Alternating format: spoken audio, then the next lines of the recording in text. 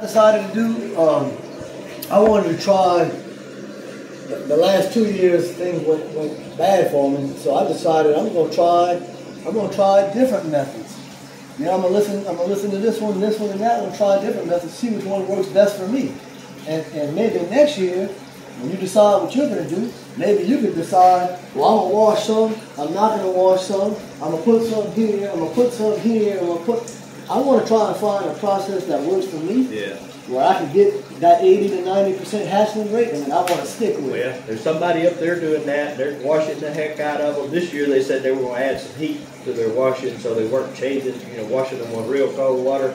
Yeah. They're already at 80 and 90%, and a whole lot of it's because they got fresh young turtles out of the wild. But they're Clorox in the heck. I'd have this thing sitting here full of water, and I'd put a cap full of Clorox in there. They're putting so much bleach in there that he said 200 parts. They finally this year started measuring it. 200 parts per million is what they're doing. They got something to measure parts per million of the bleach. So I don't know much about washing or not washing. There are people that don't.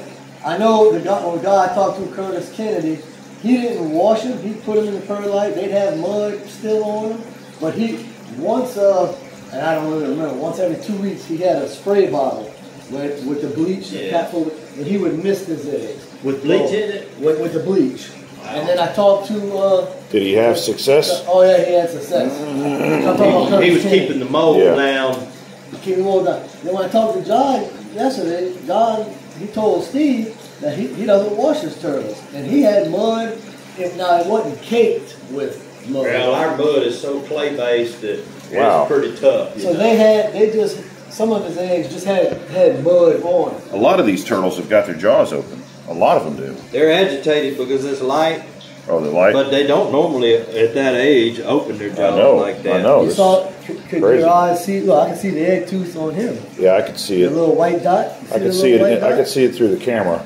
I can't see it too well with my naked eyes. It don't last very long. Yeah. Well, I hope I can figure out the swirly tails, because that's a big problem. Then I got to get control of the flies better. They're pretty smart that they're not wasting their energy on biting. It's just a show right now. So this guy won't bite me. Oh, there he goes. He's biting me now.